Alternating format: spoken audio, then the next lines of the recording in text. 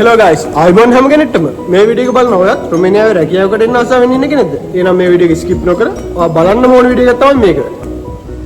ඉතින් දැනටමත් ඔයාලා දන්නවා මම මොනවා ගැනද කතා කරන්න යන්නේ කියලා. ඉතින් මම දැනට අවුරුදු දෙකමාරකට කලින් තමයි රුමේනියාවට ආවේ. ඉතින් මම හිතනවා මගේ එක්ස්පීරියන්ස් එක තුල ඔයාලා රුමේනියාවට එන්න බලාපොරොත්තු වෙන්න ඉන්නවනම් ඒක ඔයාලට උපකාරයක් වෙයි කියලා. ඉතින් වැඩි කතා බහක් නැතුව අපි යමු වීඩියෝ එකට.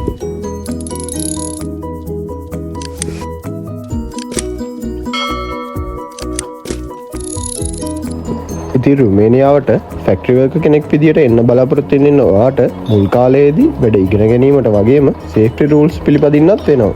ඉතින් මේ කාලයේදී ඔයාට එක්ස්පීරියන්ස් එකක් නැති වුණා කියලා ගැටලුවක් නැහැ. මාසයක දීර්ඝ කාලයක් ඔයාට ෆැක්ටරි එක තුල වැඩ ඉගෙන ගැනීමට අවස්ථාව හම්බ වෙනවා. ඉතින් මේ කාලයේදී ඔයා වැඩ කරන ආයතනයේ වැඩිපුරම භාවිතා වෙන ටූල්ස් වල නම් කිහිපයක් තියෙනවා. ඔයාට මේ කාලය තුල ඒවා ඉගෙන ගන්න පුළුවන් නම් ඔවුන්ගේ භාෂාවෙන් ඔයාට ඉස්සරහට වැඩ කරගෙන යන්න පහසු වෙනවා. ෆැක්ටරි එකක් තුල වැඩ කරන ඔයාට හැම විටම වැඩ කරන්න සිද්ධ වෙන්නේ කණ්ඩායමක් විදියට. ඇත්තටම තරමක් මේ කාලේ අභියෝගාත්මකයි. නමුත් ඔයා ආසාවෙන් වැඩ ඉගෙන ගන්නවා නම් ඔයාට හොඳටම ප්‍රමාණවත් මේ කාලේ වැඩ ඉගෙන ගන්න. රුමේනියාව තුල තියෙන බොහෝ කම්පැනි වල ඔයාට වැඩ කරන්න සිද්ධ වෙන්නේ ෂිෆ්ට් එකක් ආකාරයෙන්. ඉතින් රුමේනියාවට රැකියාවක් කරන්න එන ඔයාට රාත්‍රී කාලයේදීද වැඩ කරන්න සිද්ධ වෙන්න පුළුවන්. සාමාන්‍යයෙන් බොහෝ කම්පැනි වල දිනකට පැය 8ක කාලයක් තමයි ඔයාට මෙහිදී වැඩ කරන්න වෙන්නේ.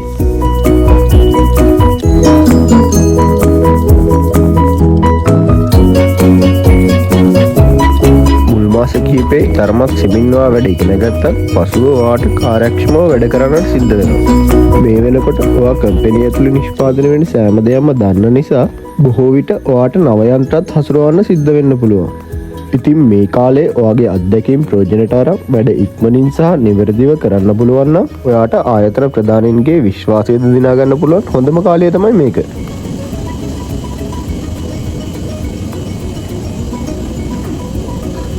ඉතින් මම මුලින් කිව්ව හැම දෙයක්ම ඔයා රුමේනියාවේ රැකියාවකට අලුතෙන් එන්න හිතන් ඉන්න කෙනෙක් නම් සහ ඔයා රුමේනියාවේ රැකියාවක ඉඳන් තවත් රැකියාවකට මාරු වෙනවා නම් ඒ අලුත් කම්පැනි එකේ ඔයාට වැඩ කරන්න සිද්ධ වෙන්නේ කොහොමද කියලා. ඇත්තටම රුමේනියාවේ ෆැක්ටරි වර්කර් කෙනෙක් විදියට වැඩ කරන එක එච්චර අමාරු නෑ. ඒකට හේතුව තමයි අපිට පුංචි බරක්වත් අතින් උස්සන්න ඕනේ නෑ. අපිට මොන හරි දෙයක් එහෙට මෙහෙට ගෙනියන්න ඕන නම් ලීස් එක පාවිච්චි කරලා අපිට ඕන තැනට ඒක ගෙනියන්න පුළුවන්. තව දෙයක් තමයි මෙහි තියෙන හැම ෆැක්ටරියක් ඇතුළතම අපිට වැඩ කරන්න සිද්ධ වෙන්නේ ඒකාකාරී විදියට. අපි අන්ස්කිල් වර්කර් කෙනෙක් විදියට වැඩට ආවත් අපිට ඒ වැඩ කරන්න එච්චරම අමාරු නෑ. ඉතින් ඒක නිසා ඔයා රුමේනියාවේ ඇතුළේ ඉන්න කෙනෙක් නම් ඔයා කම්පැනි එකක ඉඳන් තවත් කම්පැනි එකකට ජොබ් එක මාරු කරනවා නම් ඔයා අන්ස්කිල් වර්කර් කෙනෙක් වුණත් ඔයා ස්කිල් වර්කර් කෙනෙක් විදියට ජොබ් එක මාරු කරන්න. මොකද ඔයා අලුතෙන් යන හැම කම්පැනියෙම ඔයාට වැඩ කරන්න ඕනේ කොහොමද කියලා එයාලා කියලා දෙනවා. ඉතින් ඔයා අන්ස්කිල් වර්කර් කෙනෙක් විදියට එනවට වඩා ඔයා ස්කිල් වර්කර් කෙනෙක් විදියට එනකොට ඔයාට අන්ස්කිල් වර්කර් කෙනෙක්ට දෙන සැලරි එකට වඩා සැලරි එකක් ඔයාට මෙහෙදි ගන්න පුළුවන්. 2025 වසර වන විට රුමේනියාවේ ෆැක්ටරි වර්කර් කෙනෙක් සඳහා ගෙවන අඩුම වැටුප විදියට ලෙව් 3000ක වැටුපක් ඔයාට මෙහෙදි ගන්න පුළුවන්. ඊට අමතරව ෆුඩ් ඇලවුන්ස් එකක් විදියට දිනකට ලෙව් 30ත් 40ත් අතර ඔයාට මාසික දීමනාවක් වෙනමද හම්බ වෙනවා. නවාතැන් පහසුකම්ද මේ රට තුල ඔයාට නොමිලේ හම්බ වෙන නිසා යුරෝපයේ රැකියාවකට යන්න ආසාවෙන් ඉන්න ඔයාට රෙකමන්ඩ් කරන්න පුළුවන් හොඳම රටක් විදියට රුමේනියාව මට කියන්න පුළුවන්.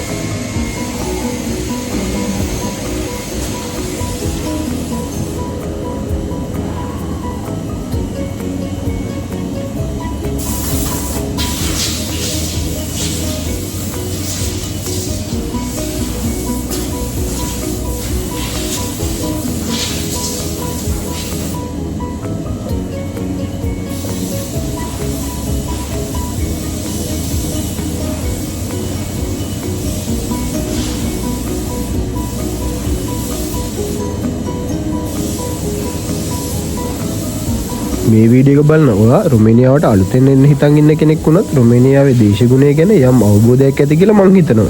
ඉතින් රුමේනියාවේ රැකියාවකට එන්න බලාපොරොත්තු වෙන්න ඉන්න ඔයාට අධික රස්නේ කාල ගුණයක වගේම අධික සීත කාල ගුණයකද එළිය වැඩ කරන්න සිද්ධ වෙන්න පුළුවන්. උෂ්ණත්වයේ සෙල්සියස් අංශක 45ක පමණ පවතින ගිම්හන කාලයේ උෂ්ණත්වයේ තරමක් වැඩි වුණත් ඔයාගේ ශරීර ශක්තිය හොඳින් තියාගෙන ඔයාට දිගටම වැඩ කරගෙන යන්න සිද්ධ වෙනවා. මොකද මේ කාලය තමයි කම්පැනියට වැඩ වැඩිම කාලය.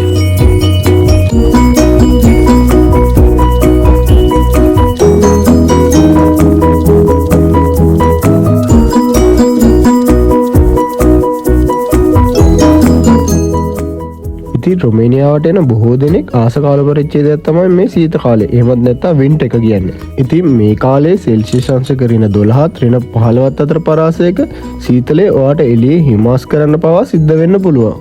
ඉතින් ලංකාවේ අපිට මේ දේශගුණේ හුරු නැති නිසා ඔයා අලුතෙන් රුමේනියාවට එන්න ඉන්න කෙනෙක් නම් ඔයාට දෙසැම්බර් මාසයේ ඉඳන් අප්‍රේල් මාසයේ වෙනකල් වැඩ කරන එක තරමක් අපහසු වෙන්න පුළුවන්.